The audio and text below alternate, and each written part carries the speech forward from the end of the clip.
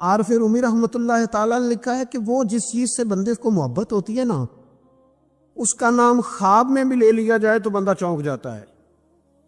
عارف رومی رحمۃ اللہ علیہ فرماتے ایک شخص بیمار ہو گیا تھا، کومے میں چلا گیا تھا، وہ کئی لوگوں نے کوششیں کی پر وہ شفا نہیں ہوتی تھی۔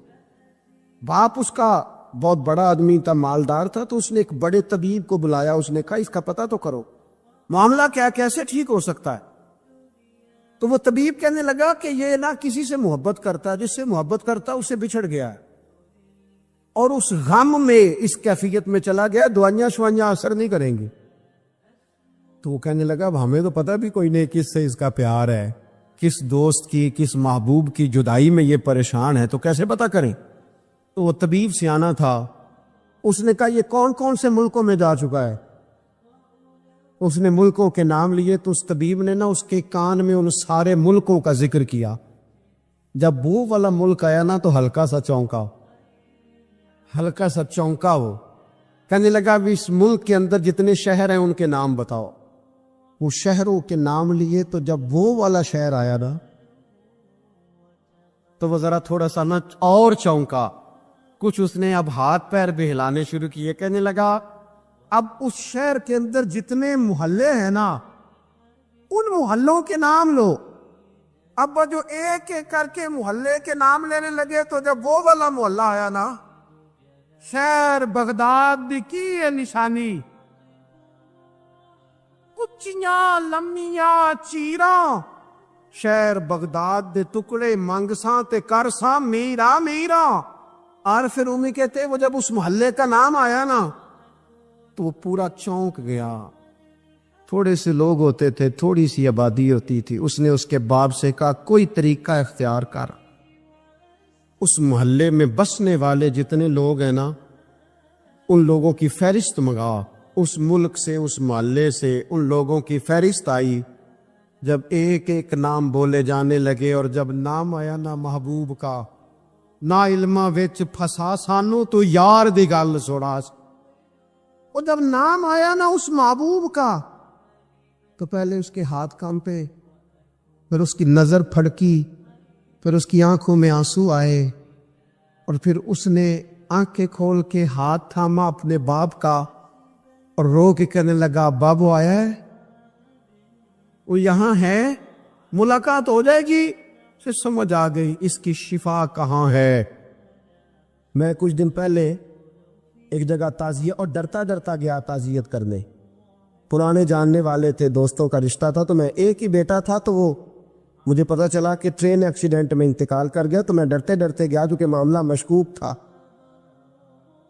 اور جب میں تعزیت کے لیے اندر پہنچا تو ہمارے جو انکل تھے، جن کا میرے دوست تھے، وہ ان کے کچھ عزیز، کہنے لگا کہ حضرت جی آپ کے ساتھ والے باہر جا سکتے ہیں؟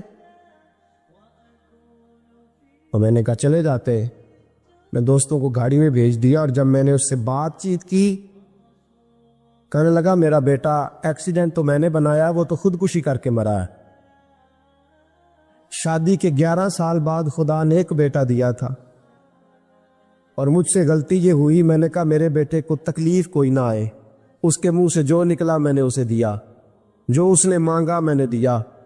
کہتا ہے جو شخص 16,000 مہینے کا کمائے اور بیٹے کو 40,000 کا موبائل خرید کے دے، کہتے میں نے ہر سہولت اسے دی۔ پھر ایک امیر کی لڑکی سے یونیورسٹی میں پڑھتے ہوئے اس کا تعلق بنا، بچی کے میسج بھی میں نے اپنے موبائل، اس بچے کے موبائل میں دیکھے، اور اس لڑکے نے جو میسج سینڈ کیے وہ بھی میں نے دیکھے۔ پھر میں گھر پہنچ گیا، میں نے بیٹے سے منتیں کی کہ بیٹا وہ ہمیں رشتہ نہیں دیں گے، ہماری برادری بھی چھوٹی ہے اور ہمارے جیب میں پیسے بھی کوئی نہیں۔ پھر میں ان کے گھر گیا، بیٹا نہ مانا، اور میں نے اس شخص کو بلا کے کہا تیری بیٹی کے میسیج ہے، خدا را خیال کر، اور تیرے تو 7 بچے ہیں، میری گود میں تو ایک ہی پھول کھلا ہے، میں کدھر جاؤں، خیال کر۔ اس نے کہا دوبارہ تو نے نام لیا تو ایسے کیس میں باپ بیٹے کو پھنساؤں گا کہ ساری زندگی نکل نہیں سکو گے۔ نے کہا میں نے بیٹے سے کہا کہ بیٹا میں نے پگڑی تک رکھی ہے پر مجھے رشتہ نہیں ملا، تو باز آ جا۔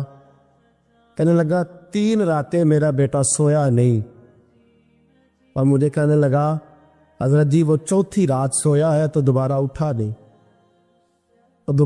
نہیں، مجھے کہنے لگا مجھے اجازت دو کہ میں اس بیٹی کو بھی قتل کر دوں اور اس کا باپ بھی قتل کر دوں، میرا تو گھر اجڑ گیا نا۔ وہ کہنے لگا میں کبھی کبھی دوستوں کے پاس جا کے رات گزار لیتا ہوں اور میں اپنے دل کو سکون لے لیتا ہوں، لیکن اس کی ماں اس کے جوتے سینے سے لگائے پھرتی ہے، اس کی اماں اس کے پرانے کپڑے لے کے سینے سے لگائے پھرتی ہے۔ کہنے لگا حضرت جی کوئی کوشش کرو، کوئی دعا کرو کہ اللہ مہربانیاں کرے۔ میں کہہ تو نہیں سکا ان سے، لیکن میرے دل میں خیال آیا کہ کس نے کہا تھا کہ بچہ یونیورسٹی میں کو ایجوکیشن میں داخل کراؤ، کس نے کہا تھا کہ اس کے ہاتھ میں آگ کا انگارہ دو۔ میرے دوست، آپ تیز آنچ تیز آگ جلا کے اس کے قریب مکھن رکھو اور پھر مکھن سے کہو کہ ڈلنا نہ، پھر مکھن سے کہو کہ پگھلنا نہ۔ بھئی تیز آگ قریب جلا دی اور تو کہتا ہے پگھلنا، یہ کیسا ممکن ہے؟ ہو سکتا ہے؟ بولیے نا، ہو سکتا ہے؟ حضرت سیدنا ابو بکر صدیق فرماتے ہیں میں حضور کے سامنے بیٹھا، ایک شخص آیا، اس نے آ کر کے کہا یا رسول اللہ صلی اللہ تعالی علیہ وآلہ وسلم، یہ میرے ہاتھ کے اندر خنجر ہے، میں قتل کر کے آیا ہوں۔ قاتل کھڑا ہوا، ایک طرف قرآن مجید کا حکم ہے کہ جس نے ایک آدمی کو قتل کیا پوری انسانیت کو قتل کیا، حضور یہ خنجر ہے، قتل کر کے آیا ہوں۔ میرے مصطفیٰ نے فرمایا کس کو قتل کیا؟ عرض کی حضور سگی بہن کو مارا ہے، سگی بہن تھی، میں نے قتل کر دی۔ میرے نبی پاک صلی اللہ علیہ وسلم نے فرمایا کیوں مارا؟ پیار نہیں تھا؟ محبوبہ بہن سے کس کو پیار نہیں ہوتا، بڑا پیار تھا، پر مارا کیوں؟ تو صحابی رونے لگے، کہنے لگے محبوبہ میں بڑا پیار کرتا تھا، پر وہ کافرہ تھی، مشرکہ تھی، بڑا پیار کرتا تھا، جب بھی اس کے پاس جاتا وہ آپ کے بارے میں بات چھیڑ دیتی، میں اس کو کہتا سارا کچھ کر لے میرے نبی کے بارے میں بات نہ کرانا، میں ہر شے سہ لیتا، پر مصطفیٰ کریم کی ذات کے بارے میں کوئی بات برداشت کرنے کی طاقت نہیں رکھتا، یہ والا جملہ نہ کہنا۔ میں اس کو روکتا، منع کرتا، وہ باز نہ آتی۔ کہتے ہیں آج اس نے اتنی سخت بات کی کہ میں اس کا گلا کاٹ آیا ہوں، قتل کر دیا ہے۔ حضور میرے لیے حکم کیا ہے؟ تو نبی پاک نے فرمایا جا، تیرے اوپر کوئی سزا نہیں، تو نے جو کیا ہے اچھا ہی کیا ہے، نہیں اچھا کر ڈالا ہے جو تو نے کیا ہے۔ ایک صحابی نابینا تھے، آنکھوں سے نظر نہیں آتا تھا، رشتہ کوئی نہیں دیتا تھا، معذور آدمی تھے، نکاح ہوا، شادی ہوئی، 2 بیٹے دیے اللہ، گھر بس گیا، بیوی کپڑے دھو کے دیتی، خدمت کرتی، روٹی پکا کے دیتی، بچے بڑے حسین تھے، اور وہ صحابی خود فرماتے ہیں، نابینا صحابی کہتے ہیں موتیوں کی طرح کے میرے بچے، جو بھی آتا آ کے کہتا تیرے موتیوں کی طرح کے لال ہیں۔ لیکن آپ فرماتے ہیں ایک صبح اعلان ہو گیا، مدینے میں شور ہو گیا کہ اس نابینا صحابی کی بیوی قتل ہو گئی، کسی نے خنجر کے دبایا، مر گئی ہے۔ کہتے ہیں اس کے لواحقین اکٹھے ہوئے، در رسالت امام پہ آئے، آگے کہنے لگے حضور ہمارا قاتل ڈھونڈ کے دیں، ہماری بیٹی کو کس نے مارا؟ میرے رسول پاک نے مجمع پہ نظر ڈالی، فرمایا بھائی مجھے کہنے کی ضرورت نہ پڑے، اگر قاتل موجود ہے تو خود اٹھ جائے۔ خود اٹھے، وہ نبینا صحابی بیچ میں سے اٹھ کے کھڑے ہو گئے، کہنے لگے سونیا قاتل کوئی باہر نہیں، میں خود قاتل ہوں، میں نے مارا ہے، میں قاتل ہوں، میں نے مارا ہے۔ مصطفیٰ کریم سید عالم صلی اللہ علیہ وسلم نے فرمایا تجھے تو اس کی بڑی ضرورت تھی، بڑی حاجت تھی، تیری بیوی تھی، تیرا گھر سنبھالتی تھی، تیرے بچے تھے۔ صحابی عرض کرنے لگے حضور سارا کچھ ٹھیک تھا، پر وہ آپ کی بے ادب تھی، حضور اس کے آنے سے میرا گھر بس گیا، روٹی پکنے لگی، کپڑے ملنے لگے، اولاد ہونے لگی، میں دنیا پہ آ گیا، لیکن محبوبہ میں نے وہ سکھ کیا کرنے ہیں جو تیری بے ادبی پر تعمیر کیے جائیں۔ یا رسول اللہ مجھے کیا حاجت اس چیز کی جس میں آپ کا پیار ہی نہ ہو، یا رسول اللہ آپ کی محبت ہی نہ، حضور میں نے قتل کر ڈالا ہے، مجھے بیوی نہیں چاہیے، مجھے وہ والی چاہیے جس کی زبان پر رسول اللہ کے نام کے ترانے ہو، جو حضور کی محفل کرنے والی ہو، نعت پڑھنے والی ہو، جو نبی پاک علیہ السلام کی ازواج کا، اولاد کا، بیٹیوں کا ذکر کرنے والی۔ مجھے وہ بی بی نہیں چاہیے جو بی بی بے ادبی کرے۔ میرے نبی پاک صلی اللہ علیہ وسلم نے محلے داروں سے پوچھا، فرمایا بات اس کی ٹھیک ہے؟ کہا حضور واقعی بے ادب تھی۔ نبی پاک نے فرمایا اٹھو پھر چلے جاؤ، اس نے انسان نہیں مارا، اس نے گستاخ رسول کو مارا ہے، اس نے ایک گستاخ رسول کو مارا ہے۔ بھائی یاد رکھیں نبی پاک کا پیار ایمان کا حصہ ہے، اس میں کوئی کمپرومائز نہیں۔ علامہ اقبال کہتے ہیں میں نے سارا دین پڑھا ہے، سارا قرآن پڑھا ہے،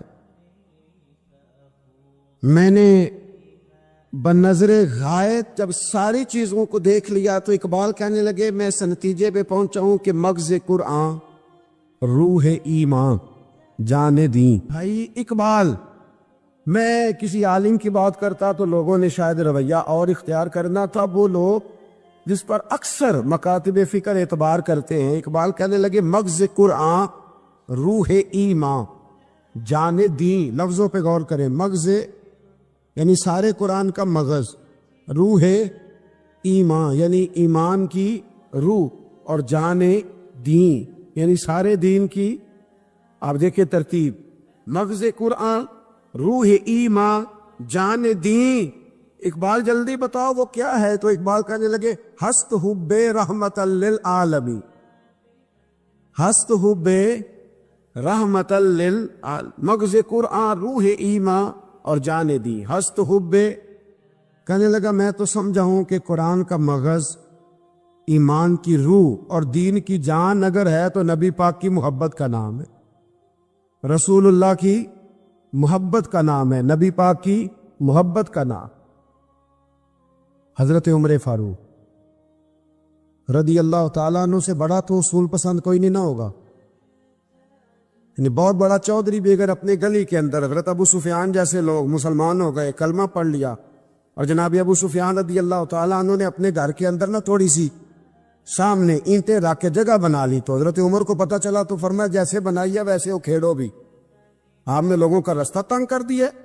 اصول پسند آدمی. اصول کی بات آئے تو بیٹے کو بھی معافی نہیں، کسی کو معافی نہیں.